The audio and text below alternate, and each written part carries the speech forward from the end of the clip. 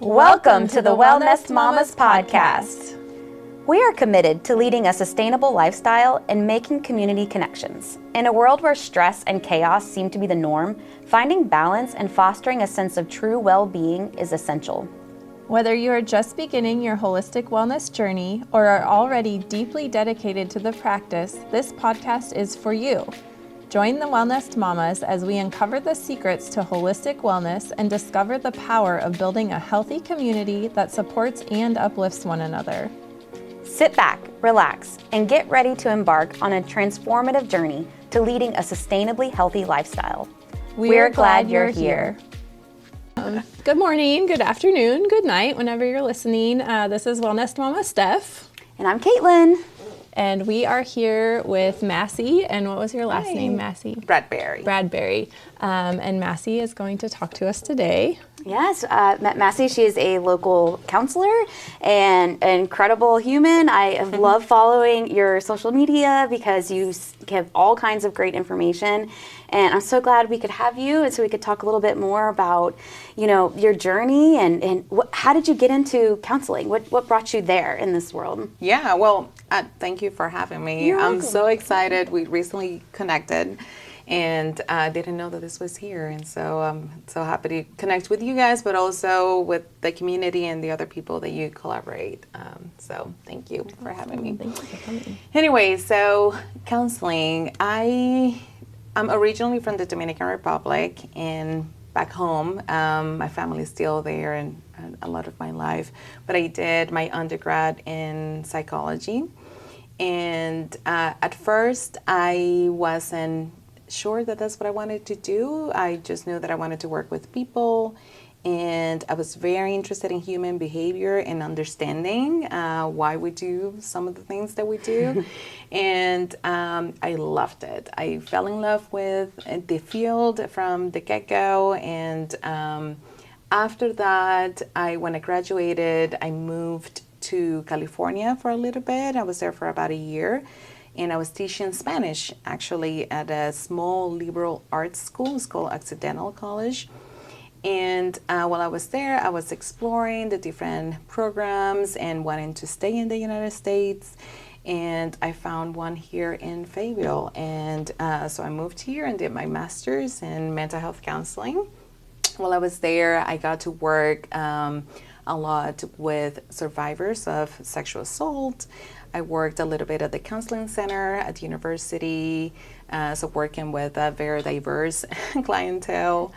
And after that, I worked in community mental health. So I worked a lot with families for about 3 or 4 years, working with families and kids of all ages.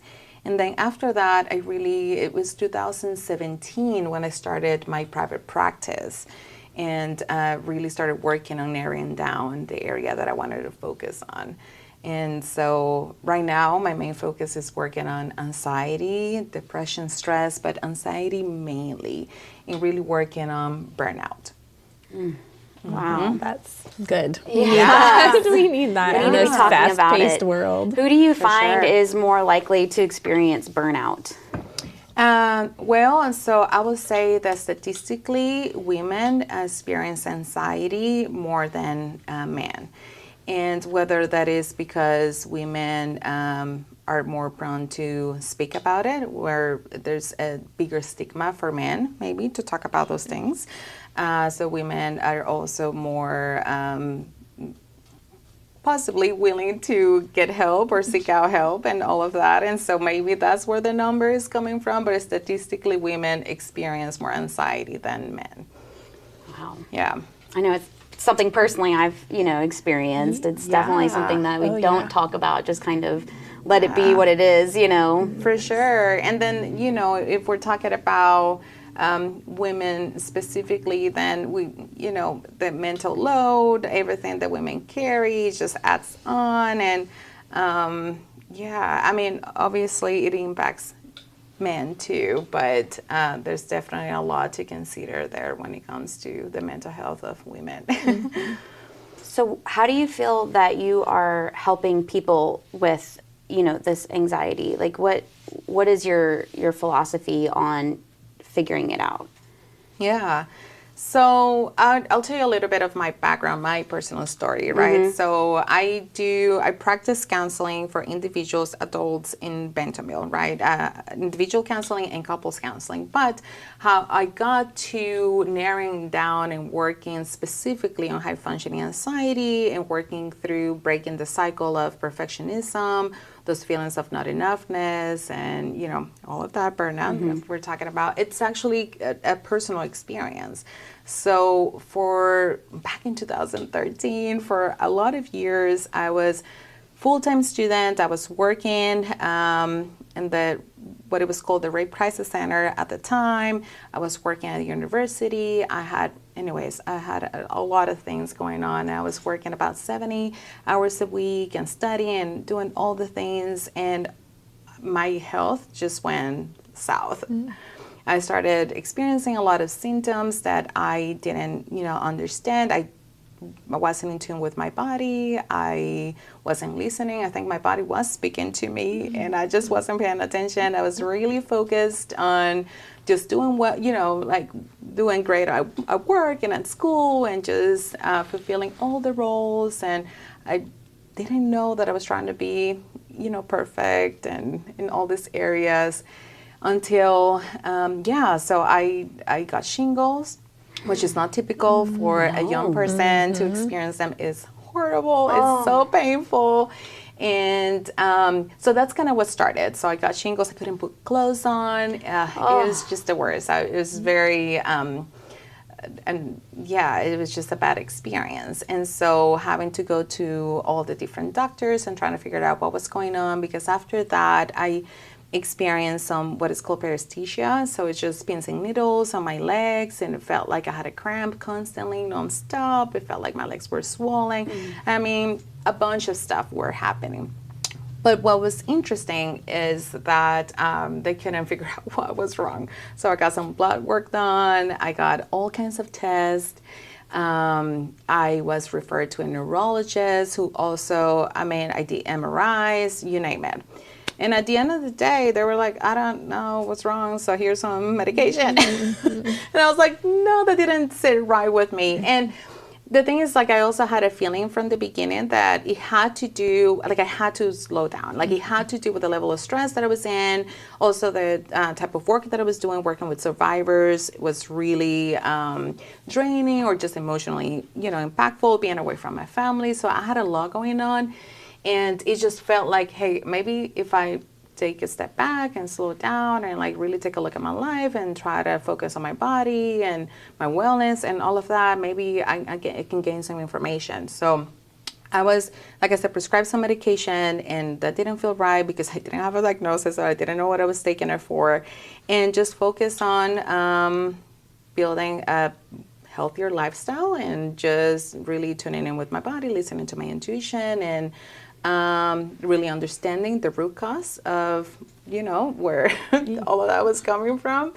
And I guess that's what started it. And so from there, in my private practice, that's a lot of what I do with people too, is understanding the root cause. Where is this coming from? Where did it all start, right? And I had a very drastic experience with my health. Not everybody experienced that, but a lot of people do, and it manifests in many different ways, right? So maybe they don't have the very intense physical symptoms that I experienced, but a lot of people have a mental breakdown, or their jobs are really impacted, or their life at home is really impacted. But you name it, right? There can be just so many different experiences, but that's what got me here.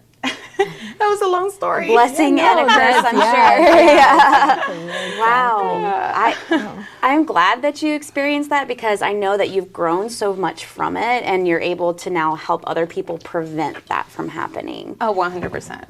That is so powerful. Yeah, by the time you get to that point where your body is literally screaming or falling apart and saying, collapsing. oh my gosh, like I'm telling you, wake up. 100%. But our brains and how we're, trained and taught, like society has not really convinced us that it's okay to slow down yet as a whole. So I'm so glad there is you to help people really like hone in on that and say, it's okay. Like we can figure this out. I especially like that you mentioned that you're getting to the root of the problem. Like sometimes you have to dig down and figure out, wait a minute, what is this stemming from?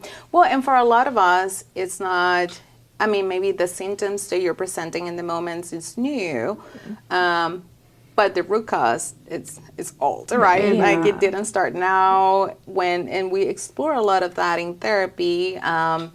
But when did it start, and how old is the feeling, right, of not feeling good enough, for example, or feeling that you need to overcompensate or have overcompensating behaviors, or that you need to really achieve to find value, or, all this type of things. So there is a root cause, and a lot of times it's not new. It's not something that just happened. So kind of to go along with that, if I were a new patient coming to you, because I feel like there's still a lot of stigma about getting therapy, even for women, like we are more likely to come in and say like, okay, I can't do this anymore. Like things are just way too heavy. So if I were a new patient coming to you, what would kind of our first session look like? Like I'm guessing it wouldn't feel very threatening or anything like that, but just so people have a little more comfort zone. Maybe. Well, it's funny you said that, because that's one of the first questions I ask people all the time. I'm like, are you nervous? And I would say 90% of the people are like, I'm like, of course. We're gonna talk about a lot of personal things, and I'm a stranger to you. You don't know me. So, but by the end of the session, you will feel more relief and just be able to get all those things out that a lot of times we're not talking to people about, right? And that's part of high functioning anxiety, which a lot of what I do is that it's hidden anxiety. It's a lot of what we keep inside. There's a lot of shame, a lot of guilt, a lot of fear, right? That I'm going to disappoint people, that people are going to perceive me in a different way. And that's what often keeps people from seeking help, right? It's just the fear of like, I should be able to do it all. I should be able to be doing it by myself. Nobody needs to know how much I'm struggling, right? That makes me look weak, or that makes me look not capable. And so that first session, part of my goal is to help you feel like we're just two humans talking, and you're not less than, and there's not like the spotlight, like you're having an interrogation. Like from the get-go, you're not failing. You're just a human that we're about to connect and form a relationship and hopefully find the help that you need, and that's what I'm there for. It's just to form a relationship, to walk with you on this journey. As cliche as that sounds, but I mean, that's part of what it is. It's let's talk, let me get to know you, tell me your story, and let's discover what we need to discover so that we can work on what needs to change. Beautiful. Thank you. Really well. So tell me more about high functioning anxiety. What exactly is it? Like this high functioning, is this somebody that is capable, doing well, like as far as everybody else can see, and then but still struggling? Is that who we're talking to? So high functioning anxiety, I guess I'll start by saying that it's not a diagnosis on its own.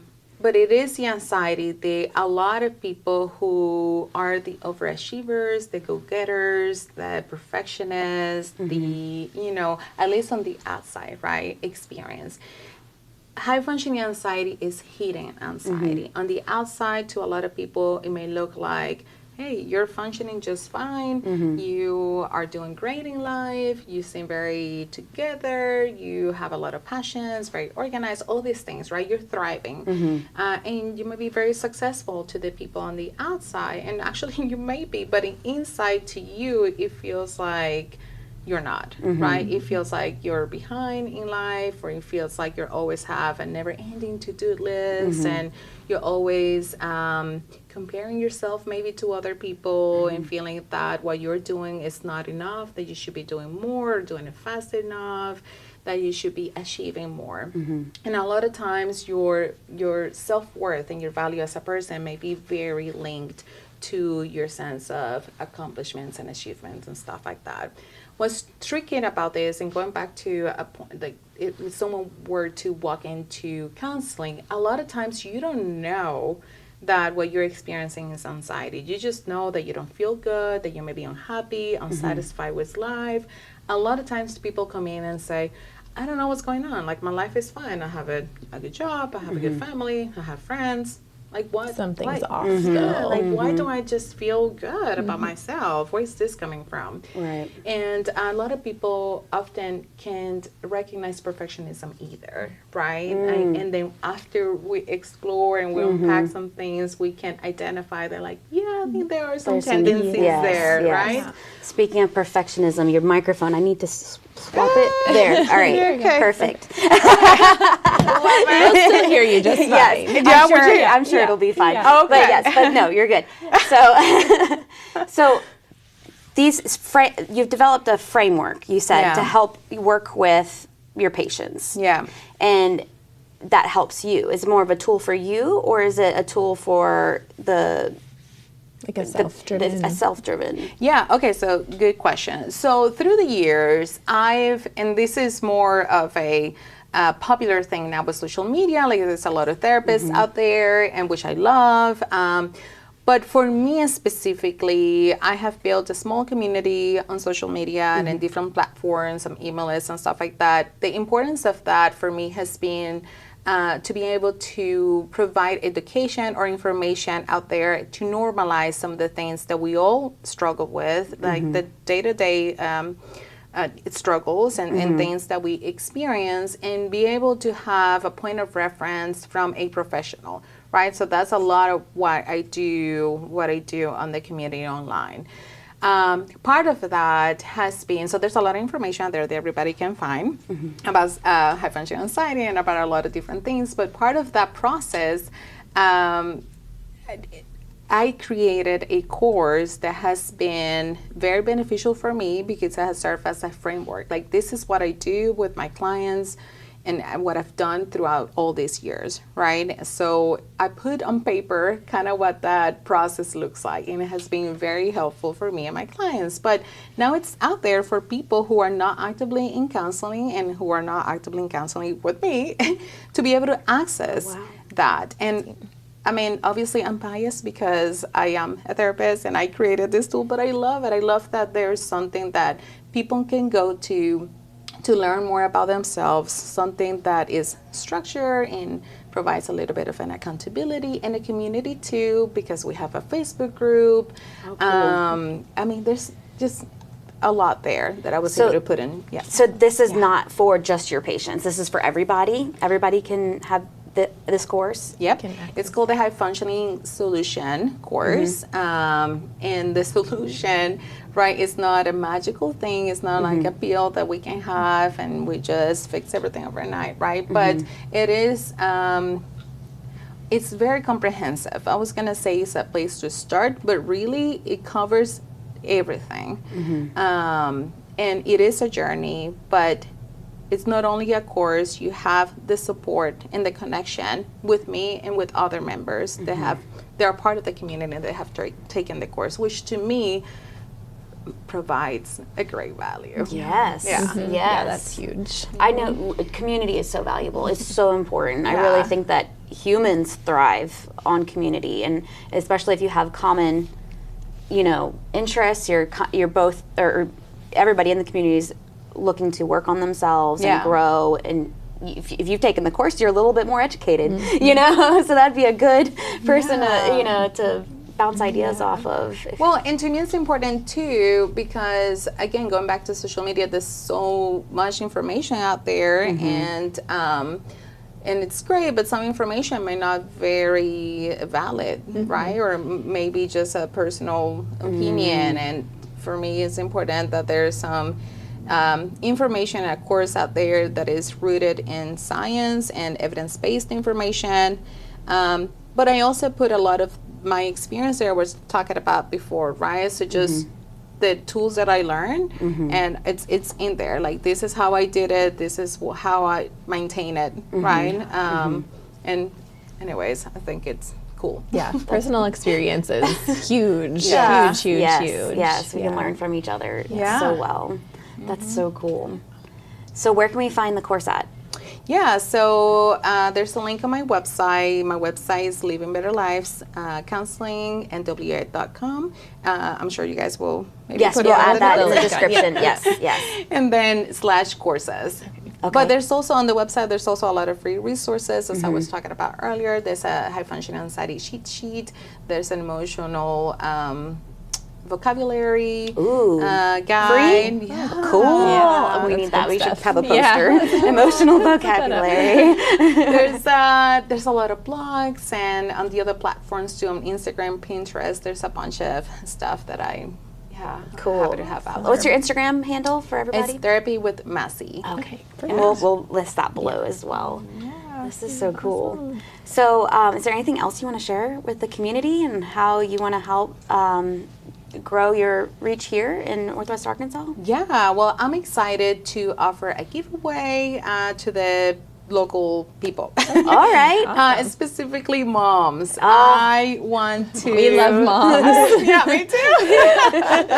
Well, and I mean, talking about moms, that was a whole new thing when I became a mom. yeah. I had to rediscover how to handle the newfound anxiety. Yes. Oh yes. So, yeah, there was a lot to that journey too. But yeah, I would love for a couple of moms to join me and become part of the founders group of this course. And so if anybody out there is listening and they're wanting to reach out to me, please do.